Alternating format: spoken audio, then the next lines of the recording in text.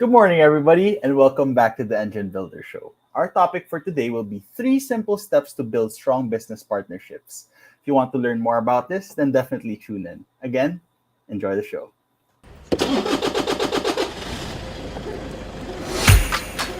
Good morning, everybody. There was always a ton to learn.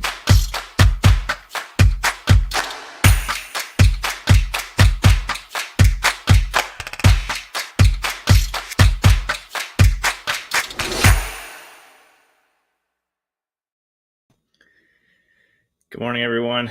Hope you're doing well, and thank you for taking time to tune in and listen, whether you're live or listening to this later. I appreciate you taking time to be a part of the show, and I enjoy doing these every day. So if you ever have questions that you want me to answer on the show, you can just comment with those. You can shoot me a message at businessmarketingengine.com. Just use our contact form there, whatever is easy for you, or you can shoot me a message on social media, because I am always happy to answer any questions that I have that you might have around marketing, entrepreneurship, leadership, and anything that I can do to support you. I would be glad to. So definitely put those questions out there, and I'll cover them for you. And as Jethro mentioned, we're going to talk about three simple steps that you can use to build a strong business partnerships. And the reason that I wanted to share this today is, over the years of being in the entrepreneurial space, having a lot of unfortunately failed partnerships, having some good, really successful partnerships over the years, and also walking a lot of my coaching clients through dealing with an ineffective partnership or something that's just not going to be effective or productive in the long run. I've learned a handful of things that, when you apply them, will allow you to make the right decisions as it relates to, bringing in a partner, bringing in a vendor, even choosing, the right kind of guide or mentor to work with in your business.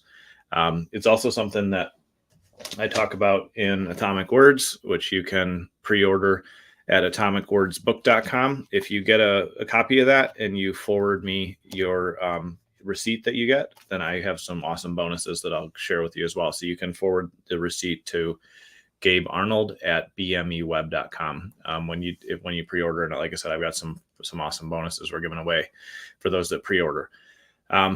So like I said, I do talk about this in depth in the book, but what I want to touch on today is how to really just, the three keys that, if you use at least these three keys, you'll be in much better shape as you consider who you're going to work with, who you're going to partner with.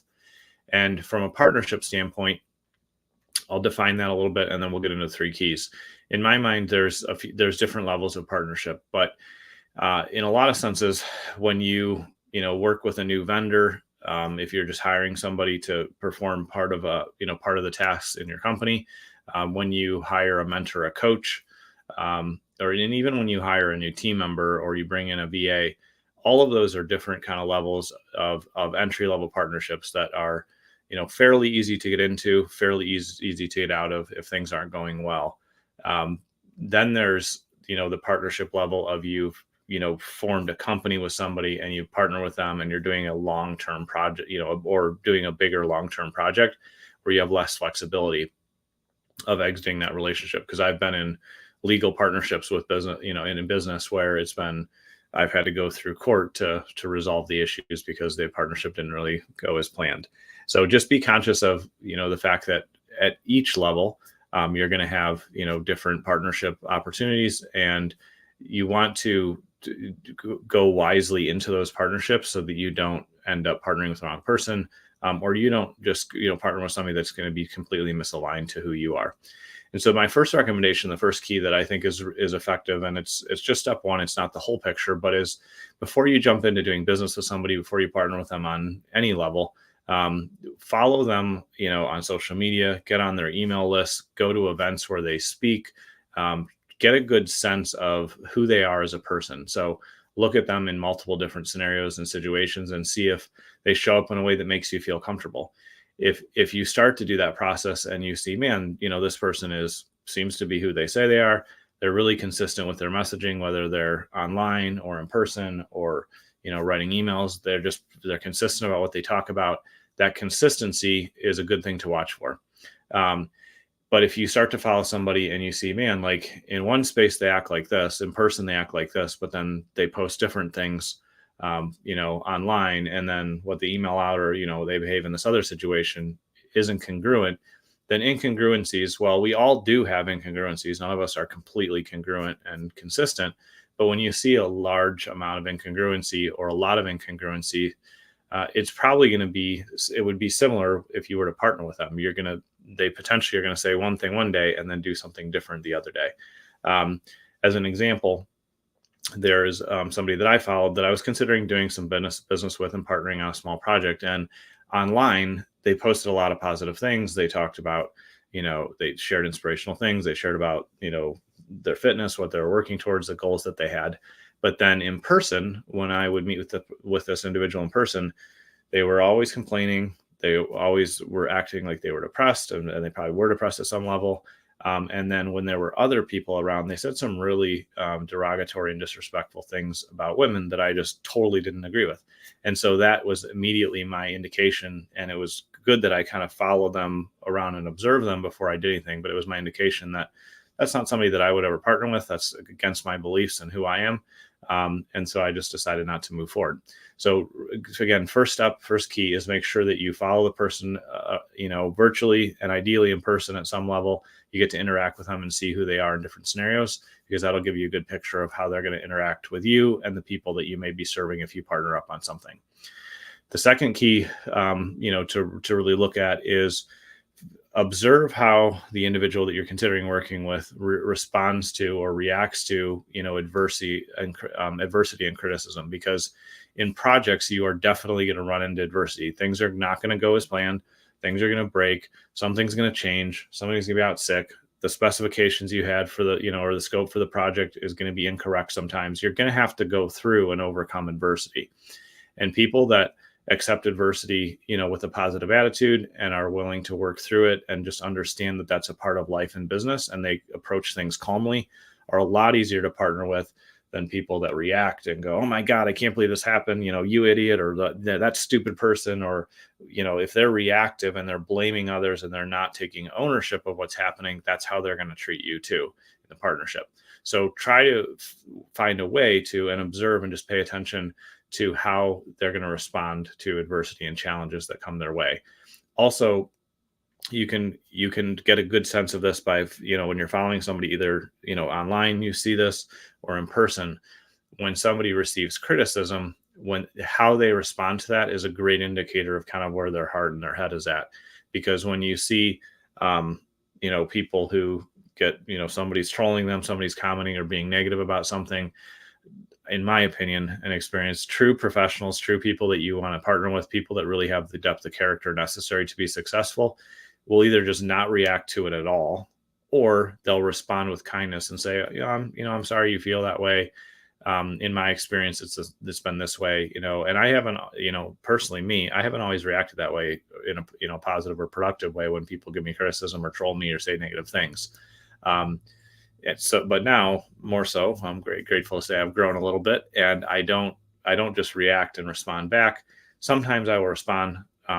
If I do respond, then I say, it sounds like that's been your experience. I'm sorry to hear that. Or I'll just have an open, comfortable, positive dialogue about what's being talked about, or I just won't respond because there's no point in riling the person up anymore. And so when you look at who you're considering partnering with or working with, how they respond to adversity, the challenges in their life, and how they respond to criticism are great indicators of how they're going to be in a partnership or a relationship with you. And so that's a really, really important thing to pay attention to. And this third thing, if you've done the first two steps, this third step is equally as important. And it's the thing that I would do after, of course, completing steps 1 and 2, but it's just to do a small test project together. And that can be something as simple as, hey, let's spend a few hours and just trade time and see how we work together on this project. Or I'm willing to pay you a small fee to kind of see how you work and just get the basics of what it would be like if I have you become a vendor or partner of mine.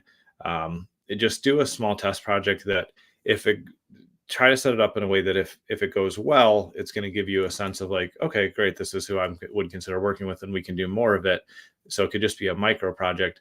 If it goes really badly, again, try to set parameters for yourself, or if it goes really badly, you're okay and there's nothing to worry about. So you're, if the project just goes sideways and you blow, a few $100 or maybe even a couple $1,000, whatever your safe parameter is there. If it doesn't go well, then you're like, okay, great. It was a test project. That's okay. We realize we aren't a good fit to work together. Feel free to keep what I paid you. But it's not going to be a good fit moving forward. You want to set yourself up in that position, both from a mindset standpoint. So you're not attached to the outcome, and you're not, worried about, you don't have certain expectations around it, but you're just going to test and see what happens. And also you want to set up a project from a time and financial standpoint that if it doesn't go well, it doesn't bankrupt you, obviously kind of figuratively, but it doesn't put you in a position where like, man, I really needed that money. I shouldn't have done that project. Or man, I really could have used that time somewhere else. So set up safe parameters for that test project. And that's going to give you an opportunity to really pay attention to the details of how this person that you're considering, partnering with at some level shows up. Do they show up on time to your meetings? Do they deliver what they promised on time? Do you show up and deliver what you promised on time? Are you able to perform at the level that you promised that you wanted to perform?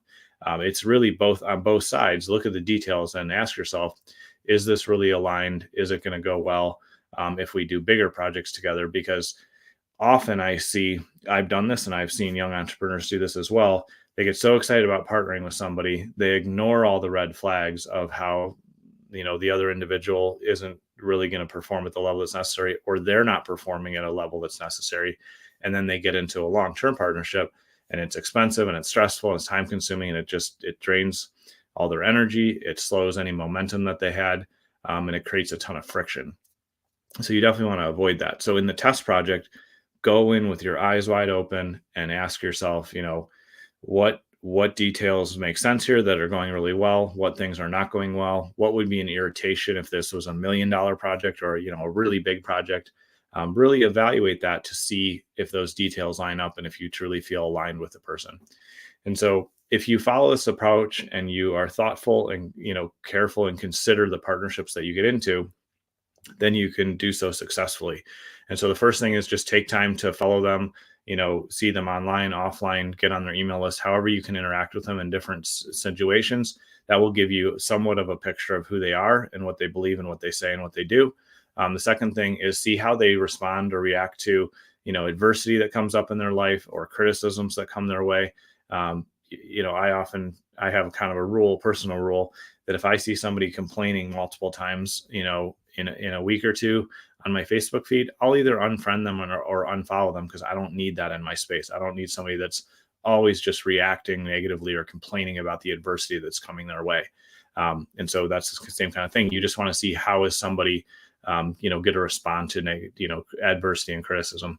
And then the third thing is do a test project to figure out how it's going to work between you and them. Maybe you're not the right partner for them, or maybe they're not the right partner for you, and that's okay. But do a small test project that you have safety to exit safely from a financial and time investment standpoint, and pay attention to the details so that you don't get stuck, trying to sell yourself on something that really should have never happened in the first place. So I hope that's useful as you consider who you want to partner with on whatever level it might be. Like I said, even bringing a team member on, or hiring a new vendor or a coach or a consultant, or actually partnering on paper with somebody, and legally owning something together from a business standpoint.